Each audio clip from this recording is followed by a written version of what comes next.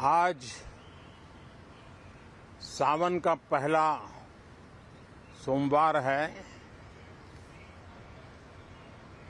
इस पवित्र दिवस पर एक महत्वपूर्ण सत्र का प्रारंभ हो रहा है और सावन के इस पहले सोमवार को मैं देशवासियों को बहुत बहुत शुभकामनाएं देता हूं। आज संसद का मानसून सत्र का भी आरंभ हो रहा है। देश बहुत बारीकी से देख रहा है कि संसद का यह सत्र सकारात्मक हो, सृजनात्मक हो और देशवासियों के सपनों को सिद्ध करने के लिए एक मजबूत नींव रखने वाला हो। साथियों, भारत के लोकतंत्र की जो गौरव यात्रा है उसमें ये एक महत्वपूर्ण पड़ाव के रूप में मैं देख रहा हूं। व्यक्तिगत रूप से मुझे भी, हमारे सभी साथियों को भी ये अत्यंत गर्व का विषय है कि करीब 60 साल के बाद कोई सरकार तीसरी बार वापस आए और तीसरी पारी का पहला बजट रखने का सौभाग्य प्राप्त हो। ये भारत के लोकतंत्र की गौरव यात्रा की अत्यंत गरिमापूर्ण घटना के रूप में देश इसे देख रहा है। ये बजट सत्र है। मैं देशवासियों को जो गारंटी देता रहा हूं, क्रमशः रूप से उन गारंटियों को जमीन पर उतारना, इस लक्ष्य को लेकर के हम आगे बढ़ रहे हैं। ये बजट अमृतकाल का एक महत्वपूर्ण बजट है। हमें 5 साल का जो अवसर मिला है, आज का बजट हमारे उन 5 साल के कार्य की दिशा भी तय करेगा और ये बजट 2047 जब आजादी के 100 साल होंगे तब विकसित भारत का जो हमारा सपना है, उस सपने को पूरा करने की मजबूत नींव वाला बजट लेकर के हम कल देश के सामने आएंगे। हर देशवासी के लिए एक गर्व की बात है कि भारत बड़ी इकोनॉमी वाले देशों में सबसे तेज गति से आगे बढ़ने वाला देश है। गत 3 वर्षों में लगातार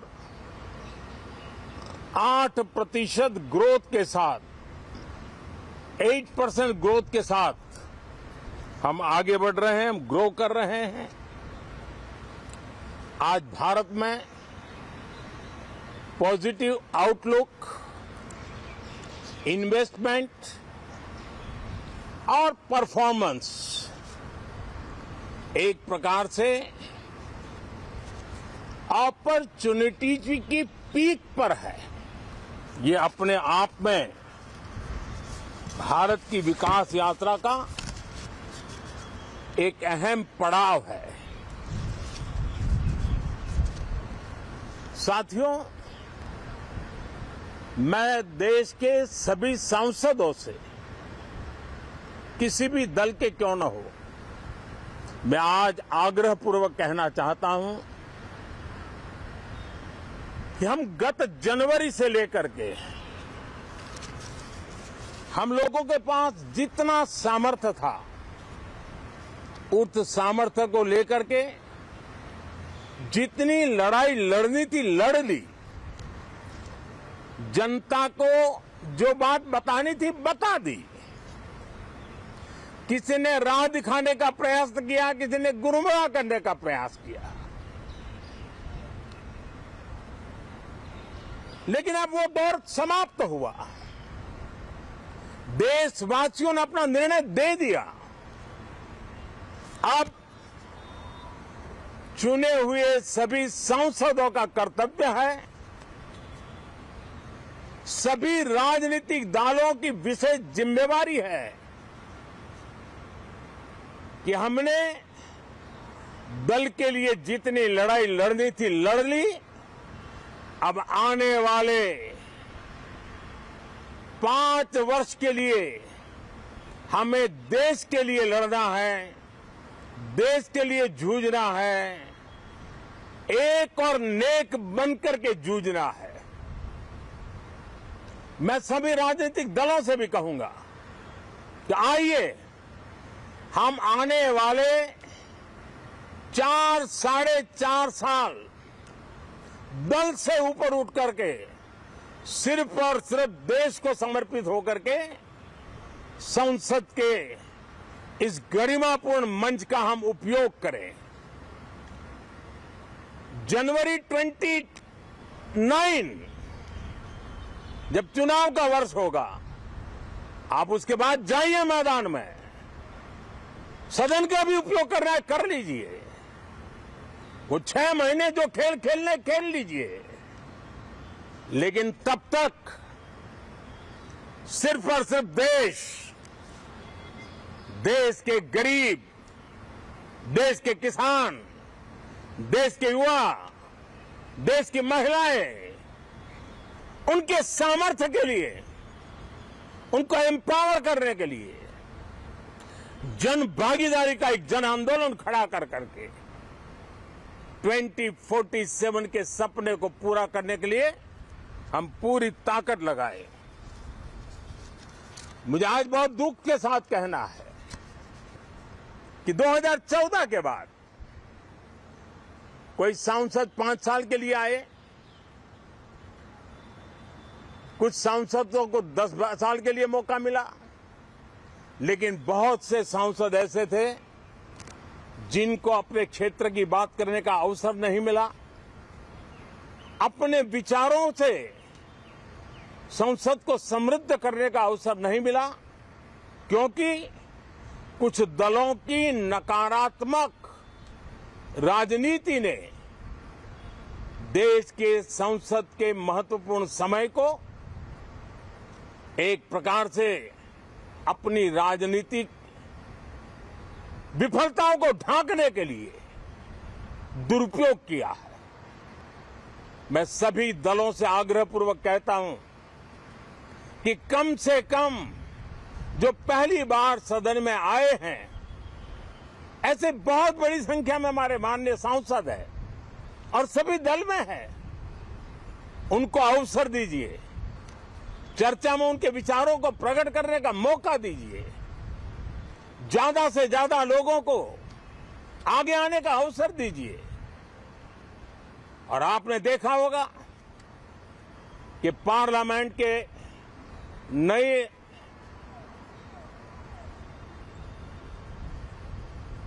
संसद गठन होने के बाद जो पहला सत्र था, 140 करोड़ देशवासियों ने बहुमत के साथ जिस सरकार को सेवा करने का हुक्म किया है देशवासियों ने, उसकी आवाज को कुचलने का अलोकतांत्रिक प्रयास हुआ।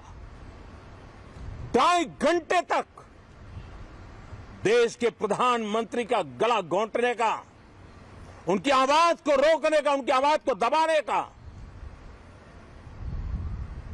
लोकतांत्रिक परंपराओं में कोई स्थान नहीं हो सकता है और इसका कोई पश्चाताप तक नहीं है, दिल में दर्द तक नहीं है। मैं आज आग्रहपूर्वक कहना चाहता हूं, देशवासियों ने हमें यहां देश के लिए भेजा है, दल के लिए नहीं भेजा है। ये सदन दल के लिए नहीं, ये सदन देश के लिए है। ये सदन संसदों तक की सीमा तक नहीं है, 140 करोड़ देशवासियों की एक विराट सीमा करके ये लिए है। मैं विश्वास करता हूं कि हमारे सभी माननीय सांसद पूरी तैयारी के साथ चर्चा को समृद्ध करेंगे।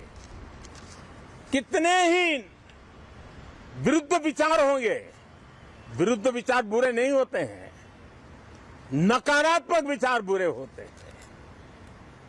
जहां सोचने की सीमाएं समाप्त हो जाती है, देश को नकारात्मकता की जरूरत नहीं है।